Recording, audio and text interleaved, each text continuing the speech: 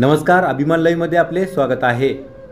दुपारच्या सलसलत्या उन्हात जमिनीवर आदळल्याने गंभीर जखमी झालेल्या कोकिळ पक्षीला पाणी पाजून जीवदान दिल्याने रुग्णसेवक अमजद खान व वाजिद शेख यांचे प्राणीप्रेमींच्या वतीने आभार व्यक्त केले जात आहे। या संदर्भात मिळालेली अधिक माहिती अशी की दिनांक 17/6/2023 रोजी दुपारच्या सलसलत्या उन्हात एक कोकिळ पक्षी अचानक तेलगाव रोड परिसरात असलेल्या सुभाष इंडियन गॅस एजन्सी समोर आकाशातून उडता उडता जमिनीवर येऊन आदळल्याने गंभीर जखमी झाला होता। यावेळी बार्शी नाक्याकडून तेलगाव नाक्याकडे जात असलेले शेख वाजिद यांना हा कोकिळ पक्षी पळी तेलगाव मार्गावर तळपळत असताना दिसून आल्याने त्यांनी पत्रकार तथा रुग्णसेवक अमजद खान यांना या संदर्भात माहिती दिली असता त्यांनी त्या प्राणीला तात्काळ उचलून सावलीच्या ठिकाणी घेऊन जाण्यास सांगितले। स्वतः रुग्णसेवक तथा पत्रकार अमजद खान यांनी त्या उन्हाच्या फटक्याने गंभीर जखमी झालेल्या कोकिळ पक्षीला थंड पाणी पाजल्याने अवघ्या काही क्षणातच त्या गंभीर कोकिळ पक्षाने पुन्हा आकाशात झेप घेतल्याने प्राणीप्रेमींच्या वतीने